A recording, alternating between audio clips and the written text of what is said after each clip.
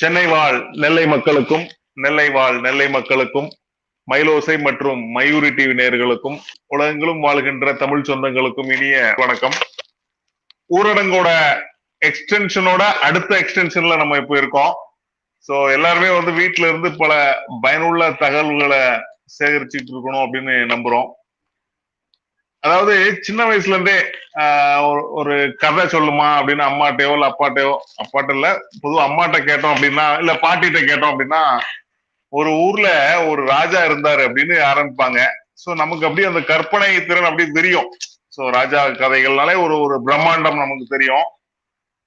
So அப்படிப்பட்ட அந்த கதையில வந்து பாத்தீங்கன்னா, நான் வந்து ஒரு 2 வருஷத்துக்கு முன்னாடி அப்படி ஒரு ராஜாவை நேராவே பார்த்தேன். ஒரு பிரமிப்பு இருந்தது. ஒரு ஒரு பாராட்டு விழா நடந்துச்சு சென்னையில தேனாம்பேட்டையில காமராஜர் அரங்கத்துல.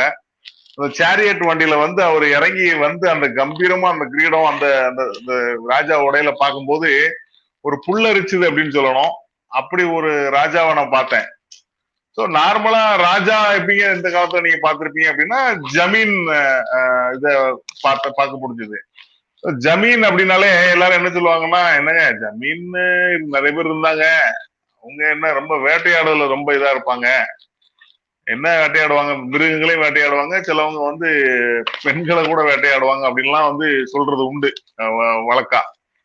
ஆனா வந்து நம்ம ராஜா வந்து வெறும் ராஜா மட்டும் இல்ல, மகாராஜா அப்படின்னு ஊர் மக்கள் மட்டும் இல்ல, ஒட்டுமொத்த மாவட்டத்தில் உள்ள எல்லாராலையும் அழைக்கப்பட்டவரு. அது மட்டும் இல்லாம அவர் பேர்லயே இருக்கிற அந்த தீர்த்தபதிங்கிறது அந்த தீர்த்தங்களின் அதிபதினு சொல்லுவோம். இப்போ தாமிரபரணி உருவார பான தீர்த்தமா இருக்கட்டும், இல்ல அக்னி தீர்த்தமா இருக்கட்டும், கல்யாண தீர்த்தம், நிறைய தீர்த்தங்கள் இருக்கு. அந்த தீர்த்தங்களுக்கு எல்லாம் ஒரு அதிபதியா விளங்கியவர். யார பத்தி சொல்றேன்னு உங்களுக்கு தெரிஞ்சிருக்கும்.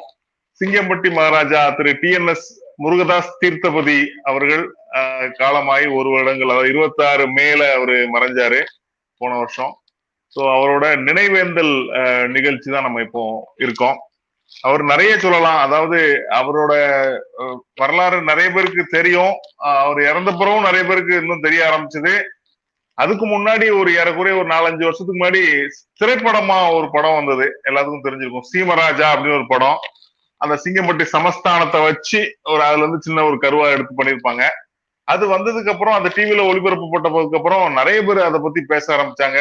ராஜாட்டே பேட்டியெல்லாம் எடுத்த அளவுக்கு இருந்துச்சு. அதுல ஒரு டயலாக் ஒரு இது வரும். அதாவது 3 வயசுலயே பட்டம் கட்டப்பட்டவர் அப்படின்னு ஒரு குழந்தையை காமிப்பாங்க.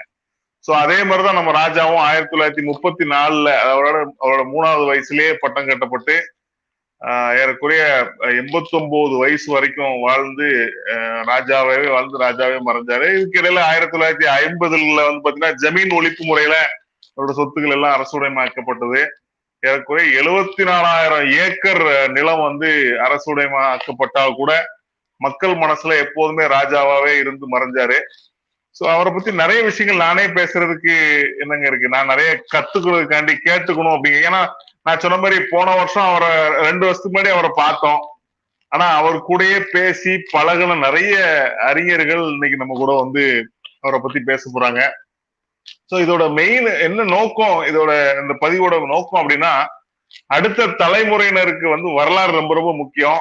அதுவும் நம்ம மாவட்டத்துல இப்படி ஒரு ராஜா இருந்து வாழ்ந்திருக்காரு அப்படிங்கிறது நம்ம அடுத்தடுத்த கட்டங்களுக்கு அவங்களுக்கு எடுத்து சொல்லணும். அது சொன்னாலே இந்த விஷயங்கள் ராஜாவை பத்தி நிறைய விஷயங்கள் தெரிஞ்சாலே இந்த நிகழ்ச்சியோட வெற்றியா நான் பார்ப்பேன். சோ அந்த வகையில இன்னைக்கு வந்து 4 முக்கிய ஆளுமைகள் இங்க அவரு கூட ராஜாவோட நெருங்கி பழகிய ஆளுமைகள் இன்னைக்கு வந்திருக்காங்க.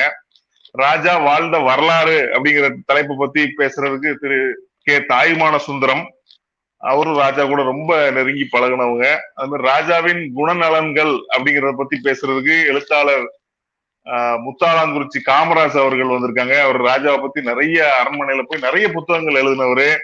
அதே போல ராஜா ஒரு ஆன்மீக அருளாளர் அப்படிங்கிறத பத்தி பேசுறதுக்கு முனைவர் கவிஞர் கணபதி சுப்பிரமணியன் அவர்கள் வந்திருக்காங்க. அதே போல ராஜா ஒரு தேர்ந்த இலக்கியவாதி அப்படிங்கிறத பத்தி பேசுறதுக்கு திரு கீழப்பாவூரா சண்முகையா அப்படிங்கிறவங்க. என்னோட சின்ன வயசுல அவரோட குரலை வந்து அவ்வளவு இதா கேட்டோம் நாங்களாம், ஆல் இந்தியா ரேடியோவில் இருந்தவங்க. ஸோ அவரும் ராஜா கூட நெருங்கி பழகக்கூடிய வாய்ப்பு பெற்றவர். இந்த வீடியோவுக்கு கீழே ரெட் கலரில் சப்ஸ்கிரைப் அப்படின்னு ஒரு பட்டன் இருக்கும். அதை இப்போவே கிளிக் பண்ணிவிட்டு பக்கத்துலேயே ஒரு பெல் பட்டன் ஒன்று வரும். அந்த பெல் பட்டனை அழுத்தி வச்சுட்டிங்கன்னா நம்ம சேனலில் போடுற வீடியோக்குள்ளே தொடர்ந்து பார்க்கலாம். நம்ம சேனலில் ஆல்ரெடி நிறைய யூஸ்ஃபுல்லான வீடியோ போட்டிருக்கோம். அதை பார்க்கணும்னு நினைக்கிறவங்க அந்த சேனல் பேரை கிளிக் பண்ணி உள்ளே போனீங்கன்னா நம்ம போட்டிருக்கிற வீடியோவெல்லாம் இருக்கும், பாருங்கள்.